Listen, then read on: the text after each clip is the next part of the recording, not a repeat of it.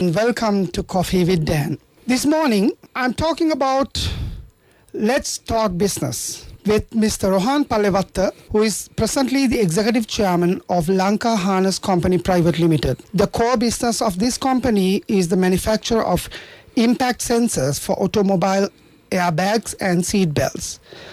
And his customers include Toyota, Nissan, Honda, Mitsubishi, and Mazda of Japan, Ford, General Motors, Chrysler of USA, Volvo, Saab, BMW, Aston Martin, Opel, and Renault of Europe. Good morning and welcome, Rohan, to Coffee with Dan. Thank you for inviting me, Dr. Dan. Rohan, I remember you as a colleague at law college, and you came with a guitar in hand always, and you used to entertain the law college students, guys and girls, those days. And what really made you a lawyer turned businessman? Well, I took my oaths and started my practice, especially the high courts of Gampaha. And then always there was this cognitive dissonance, as a professional. Of course, I respect the profession of law, but there was this cognitive dissonance where I was wondering, what is my contribution to the national GDP? So that is where I was thinking the noble task would be to bring in some foreign revenue to the country. So it is that larger motivation, I think, that prompted me to embark on what I am doing today. Now, making sensors was quite a challenge, I guess, at that time when you started this. So what were your initial steps in getting into this kind of business? Because, this is a high-tech industry, and your customers include the world-leading manufacturers of automobiles, as I earlier mentioned. So in that case, how did you attract customers, especially being a person from Sri Lanka with, in Sri Lanka we don't make automobiles that much. So what made you get into this? Well, as you rightly pointed out, it was not an easy journey. It was not a straight line to success. Especially the device that I make is a device that would differentiate between life and death. So it is a critical component. So the function of the product that I do is so bonded with the brand names that you mentioned, and they would hardly impart to any other country this kind of product. But then I had to travel many times to Japan especially to convince the first few customers to purchase this from Sri Lanka. But they were not confident. Initially what they said, at the outset what they said was, why should we do business with a virtual non-entity from a hardly heard country? So that was the initial response. But from there onwards, I persevered, I kept at it, and then here I am. As a young starter in this line of businesses, it's always not possible for a person to start with such a capacity to convince your manufacturers in Japan, as you mentioned, and taking the business forward. So how could you survive in this type of market? Well, the uniqueness of the product that I do is its quality requirement, which is called 1 ppm quality. 1 part per million is the defect tolerance rate, and that is the highest level of quality anywhere in the world. And when I embarked on this, I was told by many that this certainly would be impossible to do in Sri Lanka. But I had ideas to the contrary, looking at all the great monuments built by our ancestors almost 2,000 years ago, and the precision work that they had undertaken, works like the Diya Beduma. I thought that this DNA must be somewhere in our people. I thought by providing the right leadership that I could rekindle this DNA. So it is with this confidence that I managed to establish this. Now you have these BOI factories based in Biyagam, I understand. Yes. The Harness Lanka. And it's also important that you get the necessary government support to get into such a venture. So what sort of government support you got in starting up your company? Well, I should appreciate the function of the government when embarking on my venture. And even now, every day when you operate in a BOI zone, you need their services, and they are giving us excellent service, I should say. Now, talking about the country's GDP and your contribution, where do you stand?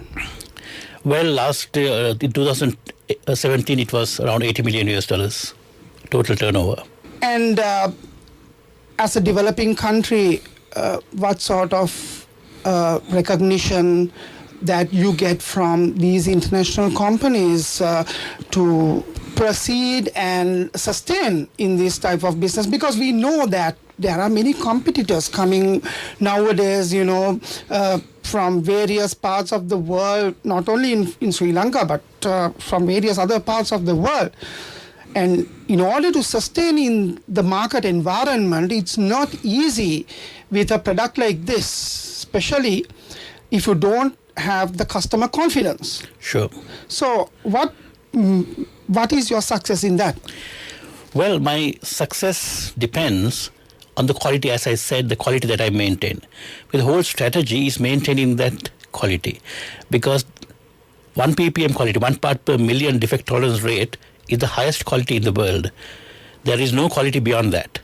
So in order to have the confidence of the customer, we have to have a foolproof system where there will be no defects. So that is the way that I maintain. And as I said, I started by exporting this to Japan. But as at now, I'm exporting this product to about 17 countries. And the year-on-year growth has been around 10%. And I understand that catching a market like Germany with BMW and Mercedes, or rather Volvo from Sweden, is not an easy task. So considering the type of business, you very correctly mentioned that your business is based between life and death.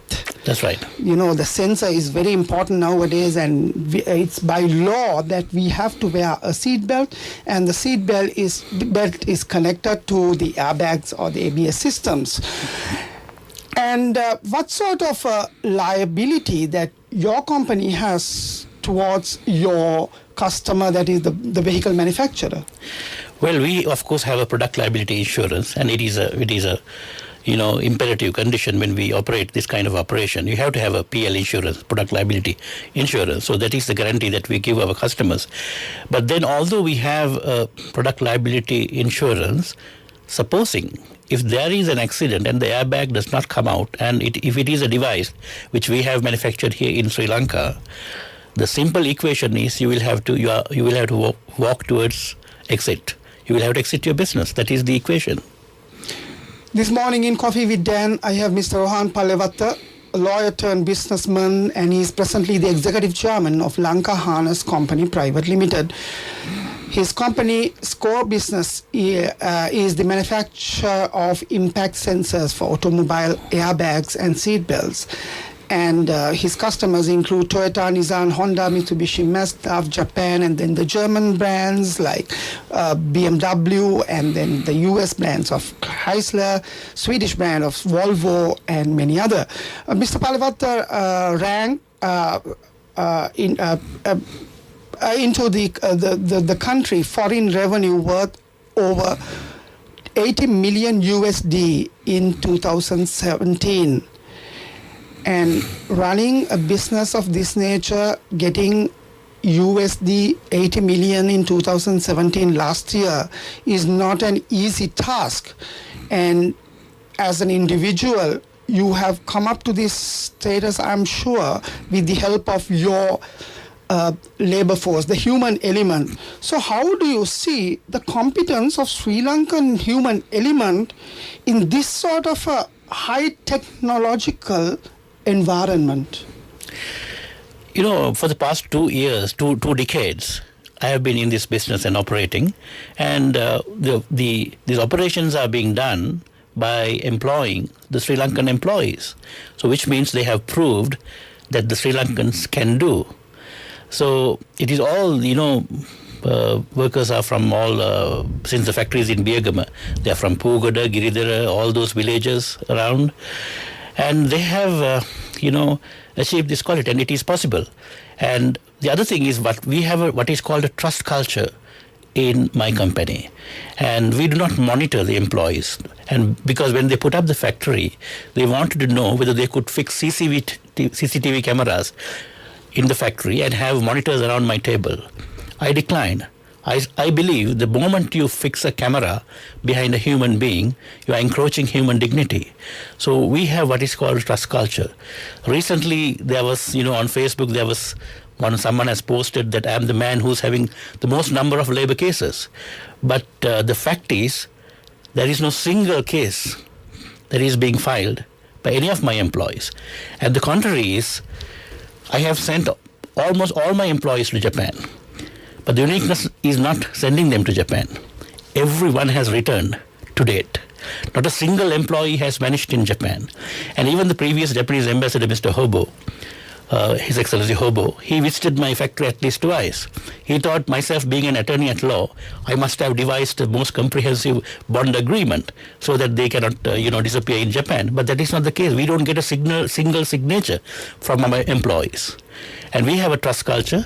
And trust culture is necessary because then if a person feels that he is being supervised by a camera, then he is working for the wrong purpose. Because he is working because he is being supervised. But people should work because they take dignity in what they do, not because they are being supervised. Yes, that is very important because, the confidence of an employee towards the employer is very important. And nowadays, we consider that human resource development is based on a relationship concept between the employer and the employee, unlike the control test, like you mentioned, because in law we understand, we learn that in the past it was a control test that governed the relationship between the employer and the employee, but now it has turned into a kind of a relationship that you have very well understood, as you mentioned, to have this relationship going, the confidence to build up between the employer and the employee. But now considering our labor force, Sri Lankan labor force, yes, do you think that our, not only the urban educated and trained employee base, but also the rural employees are fit to take up such challenges? Yes, my organization acts as a case to prove what you said, because it is all the employees are from all these rural areas, and they have proved that they can do one of the highest quality products that is required by these big conglomerates. So therefore, we have already proved that with them. And in my company, I still do the recruitments, and I make sure to employ the first-time employees so that I can mold them into what the organization, align with them with the organizational objectives. So first-time employees, they don't come with baggages, right? And then they are sent to Japan for a training. Then they pick up the Japanese culture. And even the speed that they walk changes once they come back after the training. So it is possible. It has been proved time and again that our people are capable. For example, now it takes about, I think, more than 6 months to train an employee in Bangladesh for a Juki machine. But in Sri Lanka, it's about 6 weeks. So we have intelligent labor, not just labor. You won the Junior Chamber International in 2006, that awarded you the most prestigious award, the top in the category of business and entrepreneurial accomplishment for your contribution to the Sri Lankan economy. And with all your expertise in the industry now, you embark in promoting Sri Lanka's brand along with your ABS systems. So how did you manage to conquer the international market in that respect to take the Sri Lankan brand forward? Actually, I have to correct there, because we cannot sell this as a Sri Lankan brand, because in this automobile industry, there are first-tier suppliers, second-tier suppliers. To some companies, I am the first-tier supplier. For some companies, I am the second-tier supplier. So, like Denso did, we cannot do this because the customers might lose confidence if they think that this is not coming from the original car manufacturer. So therefore we have actually secret agreements, and therefore we are not doing a branding of the country, of this product. Do you have any... and also, I'm sorry to disturb you, but as to how I embarked onto other international markets, because this is a product that is always, that you will always get orders or you get new business through a referral. So it is always one big automobile maker will refer me to another. I mean, you can't just go and, have a stall at an international trade fair and expect someone to come and buy your product. It is not something like that. So it has always been through a referral that I have been managed to expand. Now, considering the type of business that you are involved in, and you need to expand it to a much wider audience, and especially when you are getting more and more business from these types of businesses which are very, very lucrative, I would say. So how would you manage in the future to expand your business? Actually, we still have capacity to expand based on our core product. There is a huge demand. Recently, there was a key player that had a defective airbag, and in USA alone, around 38 million vehicles have been recalled. And the entire 38 million replacement order has come to Sri Lanka. So therefore, I'm putting up another factory in Biagama, a huge factory. We are spending around $5 million to put this factory. And we are expanding. Now, considering the Sri Lankan economy and especially the tax regime, do you think that the Sri Lankan tax regime in these areas are quite adaptable for your type of business, or does it contribute towards the building of the national economy in that respect? Well, there is no complaint as such, because a government needs taxes to collect taxes to run a government. But there are certain grievances, such as now I'm bringing in some new machinery worth few million US. And initially they said you are a BOI company, so there will be no taxes. But then I'm yet to verify this. But then what I heard was that they will have 15%, PAL, port and airport levy. But whatever the name is, so supposing, say it is a machine of about $1 million US, the PAL will come to about 250 lakhs. Right? That is about 25 million. So which is once again a big amount of money for a company. So these areas, I think, because now using this machinery, everything that I produce in this country will be exported, and there will be foreign exchange that is coming to the country. And I'm not going to sell that machine because there is no relevance. I can't sell it to anyone in this country. Of course, I'm ready to sign any bond. And I think this kind of modern equipment, when they're coming to the country, we should have a policy to, have absolutely tax-free or PAL or whatever, zero duty, and that they should come to Sri Lanka, because unless it is the poorest of the poor people that sell their labor, are we to sell only labor and expand only our garment industry? Or are we to bring in new machinery and get into the next level of production, designing, and aren't we ever going to get into the real hardcore of production? Rohan Pallewatha, a lawyer turned businessman, but now moving into politics. What really do you see this country is lacking? Well, I think one thing is the management is lacking. And also, one of the key components of management is decision making. So I see that some of the major decisions that ought to be taken are not being taken by the authorities. And also you have to be compassionate about the people of this country. So whenever I take my vehicle out of my gates every day to go to my office, there's a school bus passing that way every day. And the school students with their uniforms are hanging by the windows. This is after 70 years of so-called independence. And our public transport is at that level. So do the people deserve this? Aren't we compassionate about that? aren't we going to address these issues? So this is when I thought, doing a business, making a lot of money, making a lot of profit, and accumulating the material wealth that you once wanted. And then, is that the whole purpose of life? Or do I have a bigger purpose for the country that I became successful? Don't I have to make a meaningful intervention rather than criticizing the authorities?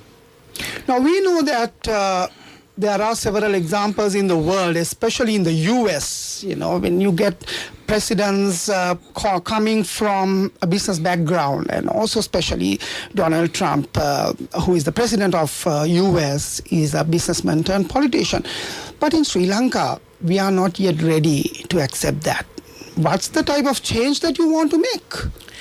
Well, that is the very reason that I'm coming out. Actually, I'm not motivated by the fact, or I'm not influenced by the fact that Donald Trump became president in USA. My decision is totally independent of the fact that Donald Trump becoming president of USA. And the difference that I believe, this might look a mountain to climb. This might look like an ocean.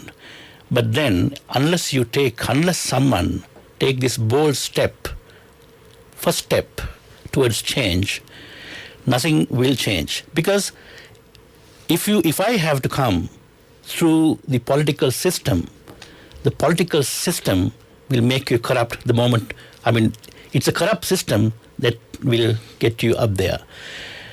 But it is only a political person who comes into politics that can serve the executive presidency to the letter.